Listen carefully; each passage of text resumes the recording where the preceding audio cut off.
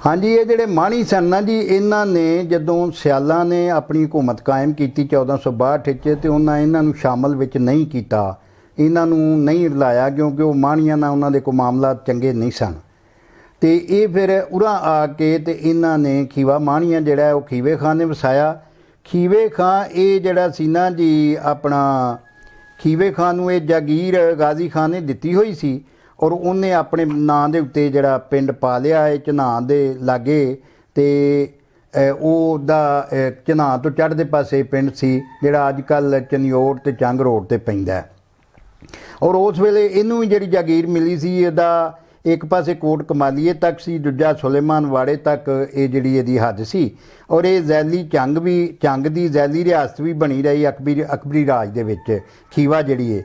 ਔਰ ਖੀਵਾ ਸ਼ਹਿਰ ਜਿਹੜਾ ਇਹ ਮਤਲਬ ਇਹ ਹੈ ਕਿ ਉਸ ਜ਼ਮਾਨੇ 'ਚ ਬੜੀ ਖੂਬਸੂਰਤ ਜਗ੍ਹਾ ਸੀ ਔਰ ਇਸੇ ਜਗ੍ਹਾ 'ਤੇ ਮਾਣੀ ਜਿਹੜੇ ਸਨ, ਜਿਹੜਾ ਸਾਹਿਬਾਂ ਦਾ ਬਾਪ ਸੀ ਖੀਵੇ ਖਾਨ, ਉਹ ਆਬਾਦ ਸੀ। ਅੱਛਾ ਬਾਜੂ ਸਾਹਿਬ, ਅਗਲਾ ਸਵਾਲ ਮੇਰਾ ਇਹ ਹੈ ਕਿ ਇਹਨਾਂ ਦਾ ਜੰਮਪਲ ਜਿਹੜਾ ਹੈ ਉਹ ਕਿਹੜਾ ਦੌਰ ਬਣਦਾ ਹੈ, ਉਹ ਕਿਹੜੀਆਂ ਤਾਰੀਖਾਂ ਬਣਦੀਆਂ ਮਿਰਜ਼ਾ ਤੇ ਸਾਹਿਬਾ ਦੀਆਂ, ਉਹ ਦੱਸੋ ਸਾਨੂੰ। ਜੀ ਮਿਰਜ਼ਾ ਜਿਹੜਾ ਨਾ ਜੀ, ਮਿਰਜ਼ੇ ਖਾਨ ਇਹਦਾ ਨਾਂ ਸੀ ਤੇ ਇਹ ਰਾਹ ਬੰਜਲ ਦੇ ਘਰ ਜਨਾਬ 28 ਮਾਰਚ 1586 ਮੁਤਾਬਕ 15 ਚੇਤਰ 1644 ਬਿਕਰਮੀ ਪੈਦਾ ਹੋਇਆ ਸੀ ਦਾਨਾਬਾਦ ਦੇ ਵਿੱਚ। ਠੀਕ ਹੈ। ਹਾਂਜੀ, ਤੇ ਜਿਹੜੀ ਸਾਹਿਬਾ ਉਹ ਇਹਦੇ ਤੋਂ ਥੋੜੀ ਛੋਟੀ ਸੀ ਤੇ ਉਹ ਪੈਦਾ ਹੋਈ ਸੀ 29 ਮਾਰਚ 1587 ਨੂੰ 16 ਚੇਤਰ 1645 ਬਿਕਰਮੀ ਖੀਵੇ ਖਾਨ ਮਾਣੀ ਦੇ ਘਰ ਪੈਦਾ ਹੋਈ ਸੀ। ਖੀਵਾ ਜਿਹੜਾ ਖੀਵੇ ਖਾਨ ਜਿਹੜਾ ਮਿਰਜ਼ੇ ਦਾ ਸੱਕਾ ਮਾਮਾ ਸੀ ਤੇ ਇਹ ਸੱਕੇ ਮਾਮੇ ਫੁੱਫੀ ਦੇ ਸਨ ਆਪਸ 'ਚ, ਮਿਰਜ਼ਾ ਤੇ ਸਾਹਿਬਾਂ। ਤਫਸੀਲ ਨਾਲ ਦੱਸੋ, ਜਿਸ ਤਰ੍ਹਾਂ ਤੁਸੀਂ ਦੱਸ ਦਿੱਤਾ ਵੀ ਮਾਮੇ ਫੁੱਫੀ ਦੇ ਸੀ, ਇਹਨਾਂ ਖਾਨਦਾਨਾਂ ਦੀ ਇਸ ਤੋਂ ਅੱਗੇ ਵੀ ਕੋਈ ਹੋਰ ਕੋਈ ਇਹਨਾਂ ਦੀ ਆਪਸੀ ਕੋਈ ਸਾਕਾਚਾਰੀ ਹੈ ਤੇ ਉਹ ਸਾਡੇ ਸੁਣਨ ਵਾਲਿਆਂ ਨੂੰ ਦੱਸੋ। ਹਾਂਜੀ, ਇਹ ਜਿਹੜਾ ਸੀ ਰਾਹ ਬੰਜਲ ਜਿਹੜਾ ਹੈ, ਇਹ ਰਾਹ ਬੰਜਲ ਜਿਹੜਾ ਹੈ ਇਹ ਵਿਆਹਿਆ ਹੋਇਆ ਸੀ ਨਸੀਬ ਖਾਤੂਨ ਜਿਹੜੀ ਖੀਵੇ ਖਾਨ ਦੀ ਭੈਣ ਸੀ, ਉਹ ਵੱਡੀ ਸੀ ਖੀਵੇ ਤੋਂ, ਉਹਦੇ ਨਾਲ ਵਿਆਹਿਆ ਹੋਇਆ ਸੀ ਔਰ ਉਹਦੇ 'ਚ 2 ਪੁੱਤਰ ਪੈਦਾ ਹੋਏ, ਵੱਡੇ ਜਿਹੜੇ ਗਰਜਾ ਤੇ ਸਰਜਾ। ਜਦੋਂ ਪੈਦਾ ਹੋਏ ਤੇ ਉਹਦੇ ਤੋਂ ਬਾਅਦ ਉਹ ਜਿਹੜੀ ਨਸੀਬ ਖਾਤੂਨ ਹੈ ਜਿਹਨੂੰ ਨਸੀਬੋ ਆਂਦੇ ਸਨ, ਹਾਂਜੀ, ਉਹ ਫੌਤ ਹੋ ਗਈ, ਬਿਮਾਰ ਹੋ ਗਈ ਤੇ ਬਿਮਾਰ ਹੋਣ ਤੋਂ ਬਾਅਦ ਡਾਕਟਰਾਂ ਨੇ ਦੱਸਿਆ ਕਿ ਇਹਦੇ ਨਾਲ ਔਲਾਦ ਨਹੀਂ ਹੋ ਸਕਦੀ। ਉਹਦੇ ਤੋਂ ਬਾਅਦ ਫਿਰ ਰਾਵੰਜਲ ਜਿਹੜਾ ਹੈ, ਕਿਉਂਕਿ ਉਸ ਜ਼ਮਾਨੇ 'ਚ ਲੋਕੀ ਆਖਦੇ ਸਨ, ਇਹ ਵਿਚਾਰ ਹੁੰਦਾ ਸੀ ਕਿ ਰੱਬ ਪੁੱਤਰੀ ਵਹਿਤਰੀ ਸੁਣਦਾ ਹੈ। ਦੂਜਾ ਲੜਾਈਆਂ ਝਗੜੇ ਦਾਂਗੇ ਫਸਾਦ ਬਹੁਤ ਜ਼ਿਆਦਾ ਹੁੰਦੇ ਸਨ ਤੇ ਜਿੰਨੇ ਪੁੱਤਰ ਜ਼ਿਆਦਾ ਹੋਣ ਉਨਾ ਹੀ ਬਾਹਾਂ ਜ਼ਿਆਦਾ ਸਮਝੀਆਂ ਜਾਂਦੀਆਂ ਸਨ। ਤੇ ਰਾਓ ਵੰਜਲ ਜਿਹੜਾ ਇਹ ਬੜਾ ਪਰੇਸ਼ਾਨ ਹੋਇਆ ਕਿ ਬੀਵੀ ਮੇਰੀ ਬਿਮਾਰ ਹੋਈ ਹੈ। ਇਹਨੇ ਜਾ ਕੇ ਖੀਵੇ ਖਾਨ ਨਾਲ ਸਲਾਹ ਕੀਤੀ ਤੇ ਖੀਵੇ ਖਾਨ ਨੂੰ ਆਖਿਆ ਵੀ ਯਾਰ ਮੇਰੀ ਬੀਵੀ ਬਿਮਾਰ ਹੋ ਗਈ ਹੈ ਤੇ ਡਾਕਟਰਾਂ ਦੱਸਿਆ ਇਹਦੇ ਔਲਾਦ ਨਹੀਂ ਹੋਣੀ। ਉਹਨੇ ਫਿਰ ਇਹ ਕੰਮ ਕੀਤਾ ਕਿ ਖੀਵਾ ਜਿਹੜਾ ਖੀਵੇ ਦੀ ਵੀ ਜੰਮਦੀ ਮਾਂ ਮਰ ਗਈ ਸੀ, ਆਪਣੀ ਖੀਵੇ ਖਾਨ ਮਾਣੀ ਦੀ ਆਪਣੀ ਮਾਂ ਜੰਮਦਿਆਂ ਮਰ ਗਈ ਸੀ ਔਰ ਉਹਨੇ ਦੁੱਧ ਪੀਤਾ ਨੂਰਾ ਮੜਲ ਦਾ ਜਿਹੜਾ ਦੁੱਧ ਪੀਤਾ। ਉਸ ਵੇਲੇ ਜਦੋਂ ਨੂਰਾ ਮੜਲ ਜਿਹੜਾ ਲਾਗੇ ਇੱਕ ਪਿੰਡ ਸੀ ਮੜਲ, ਉੱਥੇ ਨੂਰਾ ਮੜਲ ਦਾ ਜਦੋਂ ਦੁੱਧ ਪੀਤਾ, ਉਸ ਵੇਲੇ ਉਹਦੀ ਜਿਹੜੀ ਧੀ ਸੀ ਨੂਰਾਂ ਵੱਲ ਹੋਈ, ਉਹਦਾ ਨਾਂ ਸੀ ਫਤਿਹ ਬੀਬੀ ਔਰ ਉਹ ਜ਼ਾਹਰ ਦੁੱਧ ਸ਼ਰੀਕੇ ਦੀ ਭੈਣ ਸੀ ਖੀਵੇ ਖਾਨ ਦੀ। ਇਹਨੇ ਫਿਰ ਇਹ ਕੰਮ ਕੀਤਾ ਕਿ ਉਹ ਨੂਰਾ ਮੜਲ ਨਾਲ ਗੱਲ ਕੀਤੀ। ਨੂਰਾ ਮੜਲ ਨੇ ਕਿਹਾ ਭਈ ਮੇਰੀ ਜਿਹੜੀ ਇਹ ਭੈਣ ਉਹਦੀ ਔਲਾਦ ਤੇ ਆਸਰਾ ਤੇ ਉਹ ਬਹਿਨੋਈ ਮੇਰੇ ਨੇ ਭਣੂੰਜੇ ਨੇ ਮੇਰੇ ਨੇ ਆ ਗੱਲ ਕੀਤੀ ਏ। ਉਹਨੇ ਫਿਰ ਨੂਰਾ ਮੜਲ ਨੇ ਉਹਨੂੰ ਆਖਿਆ ਕਿ ਠੀਕ ਹੈ ਤੂੰ ਮੇਰਾ ਪੁੱਤਰ ਹੈ, ਹਾਂਜੀ, ਜਿਵੇਂ ਮਰਜ਼ੀ ਆ ਕਰ ਲੈ। ਅੱਛਾ, ਉਹਨੇ ਫਿਰ ਉਹ ਜਿਹੜੀ ਫਤਿਹ ਬੀਬੀ ਸੀ ਨਾ, ਆਪਣੀ ਦੁੱਧ ਸ਼ਰੀਕ ਭੈਣ ਨੂਰਾ ਮੜਲ ਦੀ ਧੀ, ਹਾਂਜੀ, ਜਿਹਨੇ ਖੀਵੇ ਦੇ ਨਾਲ ਰਲ ਕੇ ਦੁੱਧ ਪੀਤਾ ਸੀ, ਉਹਦਾ ਵਿਆਹ ਜਿਹੜਾ ਫਿਰ ਰਾਓ ਵੰਜਲ ਨਾਲ ਕਰ ਦਿੱਤਾ। ਤੇ ਜਿਹਦੇ ਚੋਂ ਫਿਰ ਬਾਅਦ 'ਚ ਸਰਦੂਲ ਤੇ ਮਿਰਜ਼ਾ ਤੇ ਤੀਸਰੇ ਦਾ ਨਾਂ ਜਿਹੜਾ ਆ ਜਾਂਦਾ ਜ਼ਿਹਨ 'ਚ, ਉਹ ਵੀ ਮਤਲਬ 3 ਭਰਾ ਬਾਅਦ 'ਚ ਪੈਦਾ ਹੋਏ। ਠੀਕ ਹੈ। ਅੱਛਾ ਬਾਜੂ ਸਾਹਿਬ, ਇਹ ਵੀ ਦੱਸਿਆ ਜਾਂਦਾ ਹੈ ਕਿ ਮਿਰਜ਼ੇ ਦੀ ਸਾਹਿਬਾ ਦੇ ਨਾਲ ਮੰਗਣੀ ਹੋਈ ਸੀ, ਇਹ ਹਕੀਕਤ ਕਿੰਨਾ ਹੈ ਤੇ ਅਫਸਾਨਾ ਕਿੰਨਾ ਹੈ? ਹਾਂਜੀ, ਇਹ ਜਿਹੜੀ ਹੈ ਨਾ ਜੀ, ਕਿਉਂਕਿ ਇਹ ਬੜੇ ਆਪਸ 'ਚ ਨਿਗਦੇ ਸਾਕ ਸਨ। ਜਦੋਂ ਮਿਰਜ਼ਾ ਪੈਦਾ ਹੋਇਆ ਨਾ ਫਤਿਹ ਬੀਬੀ ਵੱਲ, ਤੇ ਉਹਦੀ ਚੂੰਕਿ ਦੁੱਧ ਸ਼ਰੀਕ ਭੈਣ ਸੀ ਖੀਵੇ ਖਾਂ ਦੀ, ਉਹਨੇ ਉੱਥੇ ਆਇਆ ਹੋਇਆ ਦਾਨਾਬਾਦ ਆ ਕੇ ਤੇ ਉਹਨੇ ਕਿਹਾ, ਜਿਵੇਂ ਉਸ ਇਲਾਕੇ ਦੇ ਲੋਕ ਜੰਮਦੇ ਰਿਸ਼ਤੇ ਤੈਅ ਕਰ ਦਿੰਦੇ ਸਨ, ਔਰ ਅੱਜ ਵੀ ਕਈਆਂ ਥਾਵਾਂ ਤੇ ਗੱਲ ਮੌਜੂਦ ਹੈ।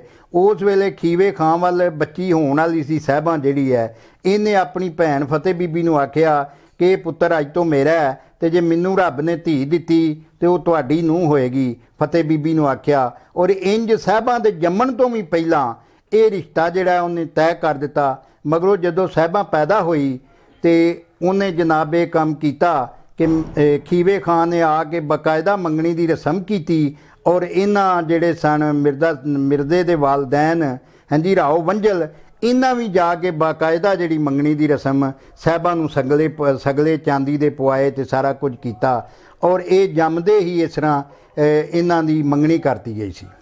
ਤੇ ਇਹ ਮਿਰਜ਼ਾ ਜਿਹੜਾ ਸਾਹਿਬਾਂ ਦੇ ਪਿੰਡ ਜਾਂਦਾ ਹੈ, ਖੀਵਾ ਮਾਣੀ ਜਾਂਦਾ ਹੈ, ਇਹ ਕਿਤਨੀ ਕੁ ਉਮਰ ਉਸ ਦੀ ਸੀ ਜਦੋਂ ਇਹਦਾ ਜਾਣਾ ਹੁੰਦਾ ਹੈ, ਜਾਂ ਇਹ ਵੀ ਇੱਕ ਐਵੇਂ ਮਹਿਜ਼ ਇੱਕ ਅਫਸਾਨਾ ਹੀ ਬਣਾ ਹੋਇਆ ਕਿ ਉਹਨਾਂ ਦੇ ਪਿੰਡ ਉੱਥੇ ਜਾਂਦਾ ਹੈ, ਜਿੱਥੇ ਇੱਕ ਮੌਲਵੀ ਦਾ ਕਿਰਦਾਰ ਜਿਹੜਾ ਹੈ ਮਸਜਿਦ ਦੇ ਮੌਲਵੀ ਦਾ, ਉਹ ਵੀ ਸਾਡੇ ਸਾਹਮਣੇ ਆਉਂਦਾ ਹੈ। ਇਹ ਕੀ ਕਹਾਣੀ ਹੈ?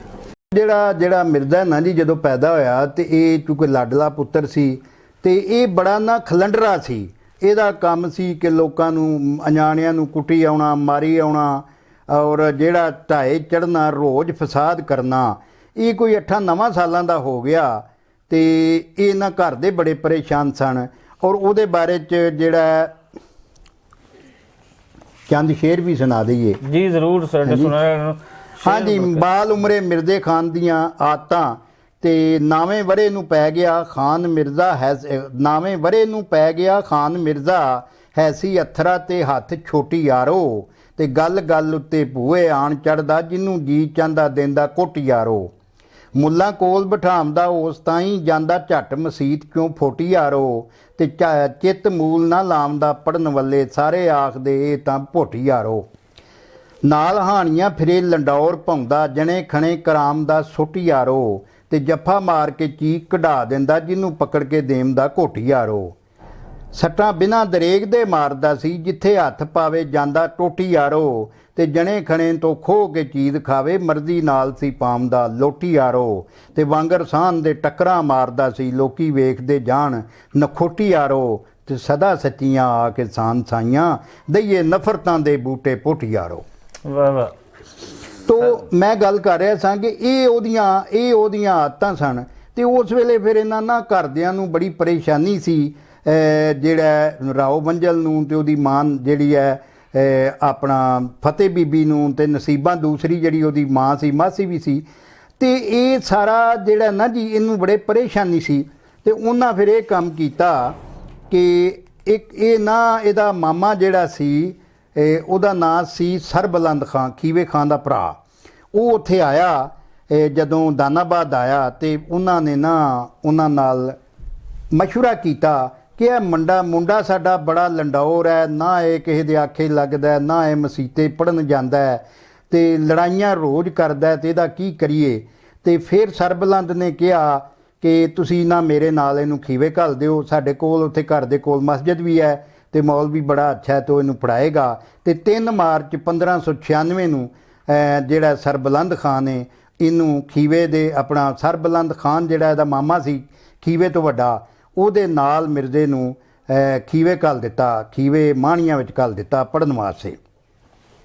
ਉਹਦੇ ਤੋਂ ਬਾਅਦ ਉਹ ਜਾ ਕੇ ਉੱਥੇ ਪੜ੍ਹਨੇ ਪੈ ਗਿਆ ਮਸਜਿਦ ਦੇ ਵਿੱਚ। ਉੱਥੇ ਗਿਆ ਤੇ ਸਾਰਾ ਜਹਾਨ ਮਿਰਜ਼ੇ ਦੀਆਂ ਤਾਰੀਫਾਂ ਕਰੇ, ਜਿਹਨੂੰ ਮਿਲੇ ਸਲਾਮਾਂ ਕਰੇ ਤੇ ਪਿਆਰ ਦੀਆਂ ਗੱਲਾਂ ਕਰੇ। ਮੌਲਵੀ ਵੀ ਆਖੇ ਬੜਾ ਤਾ ਕੇ ਪੜ੍ਹਨ ਵਿੱਚ, ਤੇ ਸਾਹਿਬਾਂ ਤੇ ਮਿਰਜ਼ੇ ਨੂੰ ਇਕੱਠਿਆਂ ਉਸ ਮਸੀਤ ਵਿੱਚ ਪੜ੍ਹਨੇ ਪਾ ਦਿੱਤਾ ਗਿਆ, ਜਿਹੜੀ ਅੱਜ ਵੀ ਮੌਜੂਦ ਹੈ ਉਹ ਮਸੀਤ ਖੀਵੇ ਦੇ। ਲੇਕਿਨ ਥੋੜ੍ਹੀ ਦੇਰ ਪਹਿਲਾਂ ਇਹਨਾਂ ਨੇ ਉਹਨੂੰ ਅਧੇੜ ਪਧੇੜ ਦਿੱਤਾ, ਲੇਕਿਨ ਮੈਂ ਉਹਦੀ ਫੋਟੋ ਖਿੱਚ ਕੇ ਲਿਆਇਆ ਸਾਂ ਕੋਈ 4 ਸਾਲ ਪਹਿਲਾਂ, ਔਰ ਉਹ ਫੋਟੋ ਮੇਰੇ ਕੋਲ ਮੌਜੂਦ ਹੈ। ਉਹ ਮਸਜਿਦ ਦੀ ਨਿੱਕੀਆਂ ਇੱਟਾਂ ਦੀ ਬਣੀ ਹੋਈ ਮਸਜਿਦ ਸੀ, ਔਰ ਨਾਲ ਉੱਥੇ ਇੱਕ ਪਿੱਪਲ ਸੀ ਬੜਾ ਵੱਡਾ। ਤੇ ਇਹ ਨਾ ਜੀ ਉੱਥੇ ਜਾ ਕੇ ਤੇ ਜਿਸੇ ਪੜ੍ਹਨੇ ਪਾਤਾ, ਤੇ ਸਾਰਾ ਪਿੰਡ ਬੜੀਆਂ ਤਾਰੀਫਾਂ ਕਰੇ ਕਿ ਇਹ ਤੇ ਮੁੰਡਾ ਹੀ ਬੜਾ ਚੰਗਾ ਹੈ, ਨਾਨਕੇ ਆ ਕੇ ਇਹਦੀ ਜੂਨ ਹੀ ਬਦਲ ਗਈ ਹੈ। ਔਰ ਉਹ ਹੌਲੀ ਹੌਲੀ, ਕਿਉਂਕਿ ਮਿਰਜ਼ੇ ਦੇ ਸਾਹਿਬਾਂ ਨੂੰ ਜੰਮਦਿਆਂ ਪਤਾ ਸੀ ਕਿ ਅਸੀਂ ਇੱਕ ਦੂਜੇ ਦੇ ਮੰਗੇਤਰ ਹਾਂ, ਇੱਕ ਦੂਜੇ ਨਾਲ ਮੰਗੇ ਹੋਏ ਹਾਂ। ਉਹ ਜਿਹੜਾ ਇਸ਼ਕ ਸੀ ਅੰਦਰ ਖਾਤੇ ਉਹਨਾਂ ਦੇ ਹਿਰਦਿਆਂ ਦੇ ਵਿੱਚ ਲੁਕਿਆ ਹੋਇਆ ਸੀ, ਔਰ ਉਹ ਇਸ਼ਕ ਜਿਹੜਾ ਹੌਲੀ ਹੌਲੀ ਜਦੋਂ ਮਸੀਤੇ ਗਏ ਤੇ ਉਹ ਥੋੜਾ ਪਬਕਾ ਮਾਰਨ ਲੱਗ ਪਿਆ। ਉਹਨਾਂ ਇੱਕ ਦੂਜੇ ਨੂੰ ਵੇਖਣਾ, ਹੱਸ ਪੈਣਾ, ਖੇਡਦਿਆਂ ਕੁੜੀਆਂ ਵੱਖਰੀਆਂ ਮੌਲਵੀ ਬਣਦਾ ਸੀ, ਮੁੰਡੇ ਵੱਖਰੇ ਬਣਦਾ ਸੀ। ਫਿਰ ਉਹ ਹੌਲੀ ਹੌਲੀ ਉਹਨਾਂ ਨੇ ਇੱਕ ਦੂਜੇ ਦੇ ਨਾਂ ਫੱਟੀਆਂ 'ਤੇ ਲਿਖਣ ਲੱਗ ਪੈਣਾ। ਕਿਸੇ ਮੁੰਡੇ ਸ਼ਿਕਾਇਤ ਕੀਤੀ ਤੇ ਮੌਲਵੀ ਸਾਹਿਬ ਨੂੰ ਬੜਾ ਗੁੱਸਾ ਚੜਿਆ। ਉਹਨਾਂ ਨੂੰ ਬੜਾ ਫੰਡਿਆ, ਔਰ ਇੰਨਾ ਕੁ ਫੰਡਿਆ ਕਿ ਉਹਨਾਂ ਦੇ ਹੱਥ ਸੁੱਜ ਗਏ। ਔਰ ਉਹਦੇ ਤੋਂ ਬਾਅਦ ਉਹ ਜਦੋਂ ਖੀਵੇ ਖਾਂ ਨੂੰ ਪਤਾ ਲੱਗਾ ਤੇ ਉਹ ਜ਼ਾਹਰ ਵੱਡਾ ਨਵਾਬ ਆਦਮੀ ਸੀ, ਪਿੰਡ ਦਾ ਮਾਲਕ ਸੀ। ਉਹਨੇ ਮੌਲਵੀ ਨੂੰ ਸੱਦ ਕੇ ਝਿੜਕਿਆ, ਝੰਬਿਆ, ਦੜਕਿਆ ਤੇ ਉਹਨੇ ਆਖਿਆ ਕਿ ਤੂੰ ਨਿਕਲ ਜਾ ਇੱਥੋਂ ਬੋਰੀਆ ਬਿਸਤਰਾ ਚੁੱਕ ਕੇ, ਕਿ ਤੂੰ ਸਾਡੇ ਨਿਆਣੇ ਕੁੱਟ ਛੜੇ ਨੇ। ਉਹਨੇ ਆਖਿਆ ਜੀ ਮੇਰੇ ਕੋਲ ਸਬੂਤ ਵੀ ਹੈ ਤੇ ਮੈਂ ਮਤਲਬ ਇਹ ਹੈ ਕਿ ਇਹਨਾਂ ਨੇ ਨਾ ਇਹ ਕੰਮ ਕਰਦੇ ਸਨ। ਉਹਨੇ ਉਹ ਫੱਟੀਆਂ ਲਿਆ ਕੇ ਵਿਖਾਈਆਂ। ਉਹ ਸਾਹਿਬਾਂ ਦੀ ਫੱਟੀ ਉੱਤੇ ਮਿਰਜ਼ੇ ਦਾ ਨਾਂ ਲਿਖਿਆ ਸੀ ਤੇ ਮਿਰਜ਼ੇ ਦੀ ਫੱਟੀ ਉੱਤੇ ਸਾਹਿਬਾਂ ਦਾ ਨਾਂ ਲਿਖਿਆ ਹੋਇਆ ਸੀ। ਇਹ ਜਦੋਂ ਗੱਲ ਹੋਈ ਤੇ ਫਿਰ ਜਿਹੜਾ ਸਾਰਾ ਜਿਹੜਾ ਸਿਨਾਰੀਓ ਏ ਇਸ ਕਹਾਣੀ ਦਾ ਉਹ ਜੁਦਾਈ ਵਾਲੇ ਪਾਸੇ ਨੂੰ ਟੁਰ ਪਿਆ। ਔਰ ਉਹ ਜਿਹੜਾ ਮੁੰਡਾ ਨਾ ਮਿਰਜ਼ਾ, ਉਹ ਬਜਾਏ ਫਿਰ ਖੀਵੇ ਦੇ ਘਰ ਜਾਣ ਦੇ ਆਪਣੀ ਮਾਸੀ ਬੀਬੋ ਜਿਹੜੀ ਨਸੀਬੋ ਦੀ ਭੈਣ ਸੀ, ਤੇ ਉਹ ਜਿਹੜੀ ਹੈ ਉਹ ਪਿੰਡ ਹੀ ਆਪਣੇ ਜਹਾਨ ਖਾਂ ਮਾਣੀ ਵੱਲ ਵਿਆਹੀ ਸੀ। ਤੇ ਜਹਾਨ ਖਾਂ ਮਾਣੀ ਜਿਹੜਾ ਉਹ ਬਲੋਚਾਂ ਦੇ ਨਾਲ ਖੀਵੇ ਦੀ ਇੱਕ ਲੜਾਈ ਦੇ ਦੌਰਾਨ ਮਾਰਿਆ ਗਿਆ ਸੀ। ਤੇ ਇਹ ਫਿਰ ਖੀਵੇ ਖਾਂ ਨੇ ਉਸ ਬੀਬੋ ਨੂੰ ਆਪਣੇ ਘਰ ਦੇ ਲਾਗੇ ਹੀ ਇੱਕ ਵੱਡਾ ਸਾਰਾ ਘਰ ਬਣਾ ਕੇ ਦਿੱਤਾ ਸੀ, ਜਿੱਥੇ ਫੁੱਲ ਬੂਟੇ ਵੀ ਬੜੇ ਸਨ, ਬੋੜ ਵੀ ਸੀ, ਪੀਂਘਾਂ ਵੀ ਸਨ, ਤੇ ਸਾਰੇ ਬੱਚੇ ਫਿਰ ਉੱਥੇ ਹੀ ਖੇਡਦੇ ਹੁੰਦੇ ਸਨ। ਤੇ ਇਹ ਉੱਥੇ ਬੀਬੋ ਦੇ ਕੋਲ ਮਿਰਜ਼ਾ ਜਿਹੜਾ ਚਲਾ ਗਿਆ ਤੇ ਉਹ ਜਨਾਬ ਨਾ ਸੂਰਤ ਹਾਲ ਜਿਹੜੀ ਹੈ ਬਦਲ ਗਈ। ਬੀਬੋ ਨੇ ਉਹਨੂੰ ਸਮਝਾਇਆ। ਉਹਨੇ ਆਖਿਆ ਜੀ ਮੈਂ ਤੇ ਵੇਖੋ ਜੀ ਕੋਈ ਵੀ ਬੰਦਾ ਇਹ ਗੱਲ ਮੰਨਣ ਲਈ ਤਿਆਰ ਨਹੀਂ ਹੁੰਦਾ।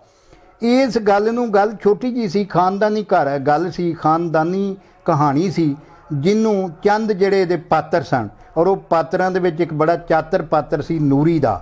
ਨੂਰੀ ਸੀ ਖਾਨ ਸ਼ਮੀਰ ਦੀ ਬੀਵੀ, ਖੀਵੇ ਖਾਂ ਦੀ ਨੂੰਹ। ਉਹ ਚਾਹੁੰਦੀ ਸੀ, ਉਹ ਚੁਟਾਲਾ ਪਿੰਡ ਏ ਉੱਥੋਂ ਦੀ ਚੱਦੜਾਂ ਦੀ ਕੁੜੀ ਸੀ, ਉਹ ਚਾਹੁੰਦੀ ਸੀ ਕਿ ਮੈਂ ਸਾਹਿਬਾਂ ਦਾ ਸਾਕ ਆਪਣੇ ਭਰਾ ਤਾਹਰ ਚੱਦੜ ਵੱਲ ਖੜਾਂ। ਅੱਛਾ ਬਾਜਵਾ ਸਾਹਿਬ, ਇਹ ਜਿਵੇਂ ਤੁਸੀਂ ਦੱਸ ਰਹੇ ਹੋ ਬਈ ਮਿਰਜ਼ਾ ਉਦੋਂ 10 ਸਾਲ ਦਾ ਹੁੰਦਾ ਹੈ ਜਦੋਂ ਇਹ ਖੀਵਾ ਮਾਣੀਆਂ ਉੱਥੇ ਪਿੰਡ ਚਲਾ ਜਾਂਦਾ ਹੈ, ਉੱਥੇ ਪੜ੍ਹਦਾ ਹੈ, ਜਿੱਥੇ ਇਹਦਾ ਸਾਹਿਬਾਂ ਦੇ ਨਾਲ ਇੱਕ ਦੂਸਰੇ ਦੇ ਨਾਲ ਇਹਨਾਂ ਨੂੰ ਇਸ਼ਕ ਹੋ ਜਾਂਦਾ ਹੈ।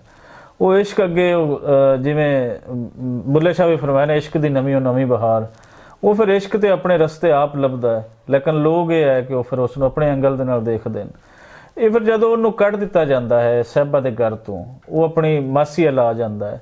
ਇੱਕ ਤਾਂ ਸਾਨੂੰ ਇਹ ਦੱਸੋ ਵੀ ਮਾਸੀ ਦੇ ਬਾਰੇ ਕੋਈ ਸਾਨੂੰ ਥੋੜੀ ਜਿਹੀ ਡਿਟੇਲ ਦਿਓ ਵੀ ਉਹ ਮਾਸੀ ਦਾ ਕੀ ਕਰੈਕਟਰ ਹੈ ਇਸ ਦੇ ਵਿੱਚ, ਔਰ ਫਿਰ ਮਿਰਜ਼ਾ ਉੱਥੇ ਹੀ ਫਿਰ ਰਹਿੰਦਾ ਹੈ ਔਰ ਕਿੰਨਾ ਅਰਸਾ ਰਹਿੰਦਾ ਹੈ, ਔਰ ਫਿਰ ਦਾਨਾਬਾਦ ਜਿਹੜਾ ਹੈ ਇਹ ਇਸ ਨੂੰ ਕਿਉਂ ਆਣਾ ਪੈਂਦਾ ਹੈ।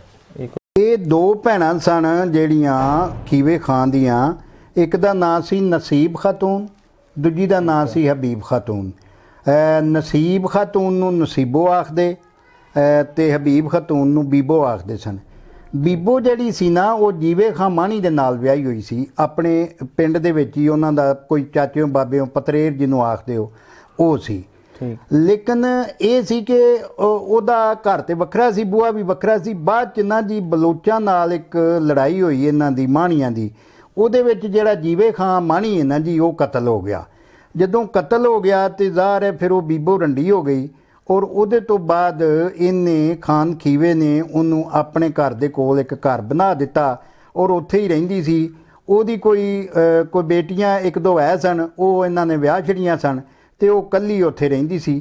ਔਰ ਇਹ ਸਾਰੇ ਬਾਲ ਵੀ ਜਿਹੜੇ ਨੇ ਨਾ ਉਹਦਾ ਦਿਲ ਲਾਈ ਰੱਖਦੇ ਸਨ ਤੇ ਉਹਦੇ ਨਾਲ ਹੀ ਜ਼ਿਆਦਾਤਰ ਨਾ ਇਹ ਸਕੂਲ ਪੜ੍ਹਨ ਤੋਂ ਬਾਅਦ, ਮਦਰਸੇ ਪੜ੍ਹਨ ਤੋਂ ਬਾਅਦ ਜਦੋਂ ਇਕੱਠੇ ਹੁੰਦੇ ਸਨ ਨਾ ਤਾਂ ਬੜੀ ਖੁੱਲ੍ਹੀ ਜਗ੍ਹਾ ਸੀ ਤੇ ਉੱਥੇ ਵੀ ਇਹ ਮਿਰਜ਼ਾ ਤੇ ਸਾਹਿਬਾਂ ਇਕੱਠਿਆਂ ਖੇਡਦਿਆਂ ਇੱਕ ਦੂਜੇ ਨੂੰ ਵਹਿੰਦਿਆਂ ਇਹ ਸਾਰਾ ਸਿਲਸਿਲਾ। ਔਰ ਉਹ ਮਾਸੀ ਸੀ ਜ਼ਾਹਰ ਮਿਰਜ਼ੇ ਦੀ, ਉਹ ਬੜਾ ਪਿਆਰ ਕਰਦੀ ਸੀ ਬੀਬੋ ਜਿਹੜੀ ਹੈ। ਤੇ ਇਹ ਕਹਾਣੀ ਜਿਹੜੀ ਹੈ ਇਹ ਆਪਣਾ ਜਿਹੜਾ ਦੂਜੀ ਨਸੀਬਾਂ ਸੀ ਜ਼ਾਹਰ ਉਹਦੀ ਵੱਡੀ ਮਾਂ ਸੀ, ਉਹ ਇੱਥੇ ਇਹਨਾਂ ਦੇ ਪਿੰਡ ਸੀ। ਤਾਂ ਉਹ ਇੱਥੇ ਨਾ ਜੀ ਜਦੋਂ ਮੌਲਵੀ ਨੇ ਸਾਰੀ ਇਹ ਕੀਤੀ ਨਾ ਜੀ ਗੱਲ, ਤੇ ਇਹ ਆਪਣੀ ਮਾਸੀ ਦੇ ਘਰ ਚਲਾ ਗਿਆ ਤੇ ਮਾਸੀ ਨੇ ਸੱਦਿਆ ਖੀਵੇ ਨੂੰ। ਤੇ ਉਹ ਖੀਵਾ ਬੜੀ ਇੱਜ਼ਤ ਕਰਦਾ ਸੀ ਆਪਣੀਆਂ ਭੈਣਾਂ ਦੀ। ਉਹਨੇ ਆਖਿਆ ਕਿ ਵੀਰਾ ਗੱਲ ਇਹ ਵੇ ਕਿ ਗੱਲ ਤੇ ਕੋਈ ਵੀ ਨਹੀਂ, ਤੇ ਬੱਚੇ ਨੇ ਤੇ ਮੰਗਣੀ ਤੁਸੀਂ ਆਪ ਇਹਨਾਂ ਦੀ ਕੀਤੀ ਹੋਈ ਹੈ, ਤੇ ਕਹਾਣੀ ਕੋਈ ਵੀ ਨਹੀਂ ਤੇ ਕੱਖ ਵੀ ਨਹੀਂ, ਕੋਈ ਐਸੀ ਬੁਰਾਈ ਨਹੀਂ। ਲੇਕਿਨ ਇਹ ਸੀ ਕਿ ਲੋਕੀ ਗੱਲਾਂ ਦਾ ਜਿਹੜਾ ਨਾ ਜੀ ਗਲੈਂਡ ਬਣਾ ਲੈਂਦੇ ਨੇ ਪਿੰਡਾਂ ਦੇ ਵਿੱਚ। ਔਰ ਉਹ ਮੌਲਵੀ ਤੋਂ ਸੁਣੀ ਜਿਹੜੀ ਗੱਲ ਸੀ ਉਸ ਗੱਲ ਨੂੰ ਨਾ ਜੀ ਛੱਜ 'ਚ ਪਾਇਆ ਖਾਨ ਸ਼ਮੀਰ ਦੀ ਜਿਹੜੀ ਬੀਵੀ ਸੀ ਨੂਰੀ, ਹਾਂਜੀ, ਉਹ ਚੁਟਾਲੇ ਦੀ ਸੀ ਤੇ ਚੱਦੜਾਂ ਦੀ ਧੀ ਸੀ, ਚੱਦੜ ਖਾਨਦਾਨ 'ਚੋਂ ਹੈ ਸੀ। ਉਹ ਚਾਹੁੰਦੀ ਸੀ ਕਿ ਮੈਂ ਆਪਣੇ ਭਰਾ ਤਾਹਿਰ ਚੱਦੜ ਨਾਲੇ ਦਾ ਵਿਆਹ ਕਰਾਂ ਨੂਰਾਂ ਆਪਣਾ ਸਾਹਿਬਾਂ ਦਾ। ਲੇਕਿਨ ਇਹਦਾ ਚੂੰਕਿ ਨਿੱਕੇ ਹੁੰਦੇ ਹੀ ਵਿਆਹ ਹੋਇਆ, ਆਪਣਾ ਨਿਕਾਹ ਹੋਇਆ, ਆਪਣਾ ਮੰਗਣੀ ਹੋਈ ਸੀ ਇਹਦੇ ਨਾਲ ਮਿਰਜ਼ੇ ਖਾਨ ਨਾਲ, ਇਸ ਵਾਸਤੇ ਉਹ ਹੋ ਨਹੀਂ ਸੀ ਸਕਦਾ। ਹੁਣ ਉਹਨੇ ਇਹਨੂੰ ਰਾਹ 'ਚੋਂ ਹਟਾਉਣ ਲਈ ਉਹਨੇ ਕਿਹਾ, ਸੋਚਿਆ ਵੀ ਹੁਣ ਥੋੜ੍ਹੀ ਜਿਹੀ ਗੱਲ ਤੇ ਬਣ ਗਈ ਏ, ਹੁਣ ਉਹ ਗੱਲ ਦਾ ਗਲੈਣ ਬਣਾਵਾਂ ਮੈਂ। ਔਰ ਉਹਨੇ ਕੋਲੋਂ ਹੀ ਜੋੜ ਜੱਪ ਕੇ ਕੁਝ ਐਸੀਆਂ ਗੱਲਾਂ ਇਹਨਾਂ ਸਾਹਿਬਾਂ ਤੇ ਮਿਰਜ਼ੇ ਦੇ ਨਾਂ ਨਾਲ ਮੜ ਦਿੱਤੀਆਂ ਔਰ ਮੜ ਕੇ ਤੇ ਸੁਣਾਈਆਂ ਖਾਨ ਸ਼ਮੀਰ ਨੂੰ ਕਿ ਉਹ ਵਿਚਾਰਾ ਚੂੰਕਿ ਰੰਨ ਮਰੀਦ ਸੀ ਔਰ ਉਹਨੇ ਜਦੋਂ ਉਹਨੂੰ ਗੱਲਾਂ ਸੁਣਾਈਆਂ ਤੇ ਉਹ ਨਾ ਬੜਾ ਗੁੱਸੇ 'ਚ ਆ ਗਿਆ। ਉਹਨੇ ਆਖਿਆ ਮੈਂ ਕਤਲ ਕਰ ਛੱਡਣਾ ਮਿਰਜ਼ੇ ਨੂੰ ਤੇ ਆਹ ਕਰਨਾ ਤੇ ਉਹ ਕਰਨਾ। ਔਰ ਇਸ ਤਰ੍ਹਾਂ ਹੀ ਹੋਇਆ ਕਿ ਇਹ ਜਿਹੜਾ ਵਿਗਾੜ ਹੈ ਨਾ ਜੀ, ਇਹਨੂੰ ਦਿਨੋਂ ਦਿਨ ਵੱਧ ਗਿਆ। ਔਰ ਇਹ ਅਖੀਰ ਜਿਹੜਾ ਖੀਵਾ ਸੀ ਉਹਦੇ ਮੁੰਡੇ ਜਿਹੜਾ ਸੀ ਖਾਨ ਸ਼ਮੀਰ ਬੜਾ ਔੜਾ ਮੁੰਡਾ ਸੀ, ਦੋ ਮੁੰਡੇ ਸਨ ਉਹਦੇ, ਖਾਨ ਮੀਰ ਤੇ ਖਾਨ ਸ਼ਮੀਰ। ਸ਼ਮੀਰ ਬੜਾ ਔੜਾ ਸੀ, ਇਹਨੇ ਕਿਹਾ ਜੀ ਕਿ ਮੈਂ ਇਹਨੂੰ ਰਹਿਣ ਨਹੀਂ ਦੇਣਾ, ਇਹਨੂੰ ਮੈਂ ਵੱਢ ਛੱਡਣਾ ਮਿਰਜ਼ੇ ਨੂੰ ਤੇ ਇਹਨੂੰ ਆਖੋ ਇੱਥੋਂ ਚਲਾ ਜਾਏ। ਉਹ ਫਿਰ ਖਾਨ ਖੀਵੇ ਨੇ ਜਾ ਕੇ ਬੀਬੋ ਨੂੰ ਕਿਹਾ ਕਿ ਮਿਰਜ਼ੇ ਨੂੰ ਆਖੋ ਕਿ ਇੱਥੋਂ ਵਾਪਸ ਆਪਣੇ ਪਿੰਡ ਚਲਾ ਜਾਏ। ਔਰ ਇੰਜ ਜਿਹੜਾ ਨਰਾਸੀਆਂ ਦੀ ਪੰਡ ਸਿਰ ਤੇ ਚੁੱਕ ਕੇ ਤੇ ਮਿਰਜ਼ਾ ਜਿਹੜਾ ਉਹ ਇਸ਼ਕ ਦੇ ਵਿਰਾਗ ਦੇ ਗੀਤ ਗਾਉਂਦਾ ਹੋਇਆ ਤੇ ਪੈਦਲ ਹੀ, ਜਦੋਂ ਕਿ ਪਹਿਲਾਂ ਘੋੜੀਆਂ ਤੇ ਆਉਂਦਾ ਤੇ ਜਾਂਦਾ ਹੁੰਦਾ ਸੀ ਤੇ ਬੱਗੀਆਂ ਤੇ ਆਉਂਦੇ ਜਾਂਦੇ ਸਾਨੇ ਲੋਕ, ਤੇ ਪੈਦਲ ਹੀ ਕਿਤੇ ਰਾਤਾਂ ਮਸੀਤਾਂ 'ਚ ਰਹਿੰਦਾ, ਕੋਈ 4-5 ਦਿਨਾਂ ਬਾਅਦ ਆਪਣੇ ਪਿੰਡ ਦਾਨਾਬਾਦ ਆ ਗਿਆ ਜੀ।